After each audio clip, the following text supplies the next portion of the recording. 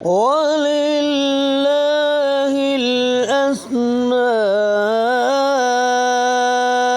الْحُسْنَى فَادْعُوهُ بِهَا۔ اعوذ باللہ من الشیطان الرجیم، بسم اللہ الرحمن الرحیم۔ السلام علیکم ورحمۃ اللہ وبرکاتہ۔ ناظرین، اللہ کے ایک اور خوبصورت نام کے ساتھ میں اور میری ساتھی سعدیہ فرحان آپ کی خدمت میں حاضر ہیں۔ الواسع، دا باؤنڈلیس، جس کی کوئی حد نہیں، جس کی کوئی سرحد نہیں، جس کے کمالات کہیں ختم نہیں ہوتے۔ ناظرین، اگر آپ کسی پہاڑ کی چوٹی پہ کھڑے ہیں تو ذرا سوچئے، جب آپ نیچے نظر دوڑائیں تو کیسی وسعتیں نظر آتی ہیں۔ وہ تمام ہمارے رب کی تخلیق ہے۔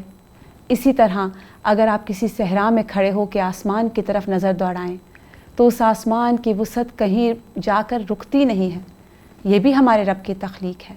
اس کے ساتھ ہی اس کی عظمت، اس کی سلطنت، اس کا اقتدار، صفات، جلال، جمال، بادشاہت، اس کی کوئی حد ہی نہیں ہے۔ اللہ سبحانہ تعالیٰ سورہ البقرہ میں فرماتے ہیں کہ تم جس طرف بھی منہ کرو وہی اللہ کا چہرہ ہے، اور اللہ وسعت والا ہے۔ ناظرین، اللہ سبحانہ تعالیٰ اپنے علم کے لحاظ سے وسیع ہے۔ اللہ سبحانہ تعالیٰ اپنی مغفرت کی عطا کے لحاظ سے وسیع ہے۔ ناظرین، اللہ سبحانہ تعالیٰ قرآن میں فرماتے ہیں وسع ربی کل شیء علما، آپ اور رب آپ کا ہر چیز پر علم کے ساتھ محیط ہے۔ اسی طرح اللہ سبحانہ تعالیٰ کی مغفرت، وہ مغفرت دینے میں بھی بہت وسعت رکھتا ہے۔ اسی طرح اللہ سبحانہ تعالیٰ کے احکامات وہ وسیع ہیں۔ لا یکلف اللہ نفسا الا وسعها، اس نے کسی انسان پر، کسی مخلوق پر اس کی وسعت سے زیادہ بوجھ نہیں ڈالا۔ پھر اسی طرح ناظرین، دعائیں سننے میں بھی اللہ سبحانہ تعالیٰ کی کیا وسعت ہے۔ ساری مخلوق ایک لمحے بھی اگر اللہ کو اکٹھی پکارے تو وہ سب کی حاجات کو سننے والا الواسع ہے۔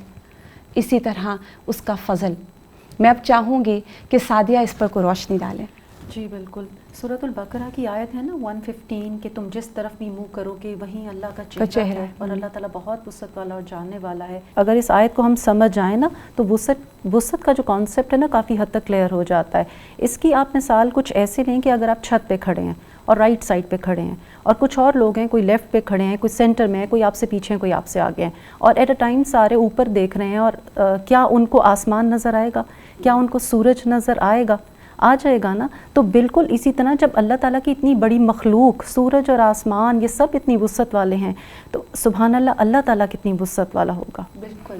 اور پھر آپ یہ دیکھیے کہ لیس کمثلہ شیء، جو اللہ کی وسعت ہے اور کسی چیز میں وہ ایسی ہے ہی نہیں، اور کوئی چیز اس کا مقابلہ نہیں کر سکتی۔ جہاں علم کی بات آپ نے کہی تو علم میں اللہ تعالیٰ کی وسعت دیکھیے، اور پھر ابھی آپ نے فضل کی بات کی تو اللہ تعالیٰ تو جس پہ چاہتے ہیں فضل کرتے ہیں۔ تو ہم انسانوں کو یہ سمجھنا چاہیے کہ فضل جو ہے وہ اللہ تعالیٰ کا ایک ایسا انعام ہے کہ انسان وہ ڈیزرو نہیں کرتا، لیکن اللہ تعالیٰ اس کو فضل عطا کرتے ہیں، اس کو کوئی ایسا ایکسٹرا ہے۔ تو کسی سے حسد کرنے کی بجائے، اس کی نعمت کو دیکھ کے جلنے اور کڑنے کی بجائے انسان اللہ تعالیٰ سے اس کا فضل مانگے، اور خود اللہ تعالیٰ نے کہا ہے کہ میں وہ فضل جو ہے وہ عطا کروں گا۔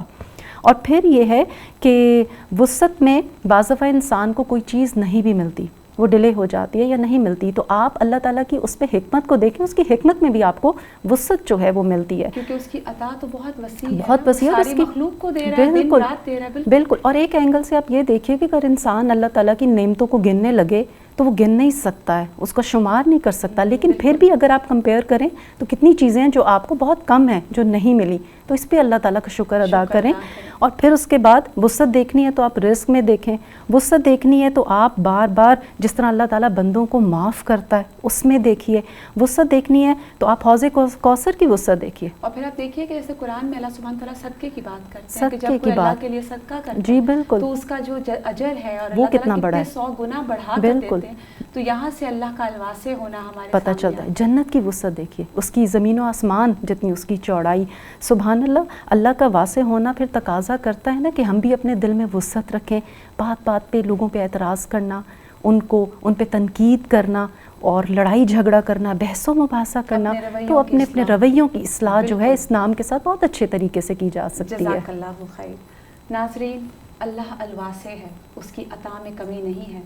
ہمیں بھی چاہیے کہ ہم اپنی دعاؤں میں اللہ سبحانہ تعالیٰ کے ان ناموں کو شامل کریں اور اپنی حاجات کو ان ناموں کے ذریعے سے طلب کریں. وآخر دعوانا ان الحمد للہ رب العالمین. سبحانک اللہم وبحمدک اشہد ان لا الہ الا انت استغفرک واتوب الیک. السلام علیکم ورحمۃ اللہ وبرکاتہ. وَلِلَّهِ الْأَسْمَاءُ